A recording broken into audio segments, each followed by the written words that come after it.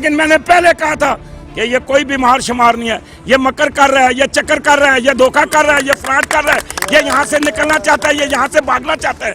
اس کی وجہ یہ ہے کہ جو اس کا خون کا بلڈ لیتے رہے ہیں، وہ آگے جو اس بلڈ اور اس کا بلڈ ملتا تھا وہ مریض کا چیک کر کے نا رپورٹ آ کے دے دیتے تھے، اس کے گردے ختم، اس کا جگر ختم، اس کا مثانہ ختم، اس کی جناب پلیٹیں ختم، یہ جا رہا ہے جی۔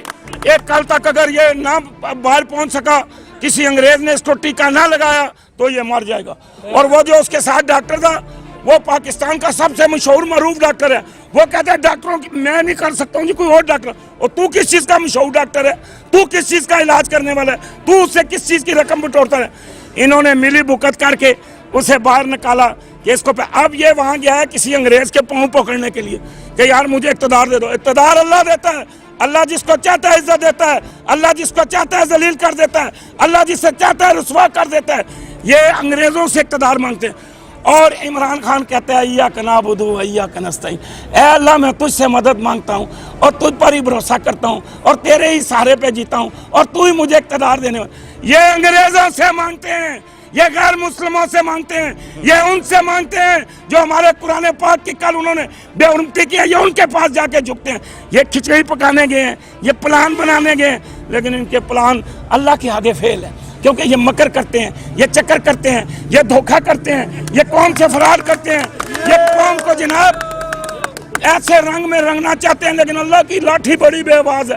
اے اللہ اس ملک سارے کو، اے اللہ اس ملک کا جو دشمن ہے اسے تباہ و برباد کر، جو اسلام کو نقصان دے رہا ہے اللہ اس کو تباہ و برباد کر۔ یا اللہ جس نے اس ملک کو لوٹا ہے، چاہے وہ عمران خان ہے، چاہے نواز شریف ہے، چاہے زرداری ہے، کوئی بھی ہے، جو اس ملک کو لوٹ رہا ہے اللہ اس کو تباہ و برباد کر، کیونکہ یہ ملک کو وہ عمران خان نے تو پکڑا ہے خالی، ان کی گچی پہ ہاتھ رکھا تو ان کی چیخیں نکل گئی۔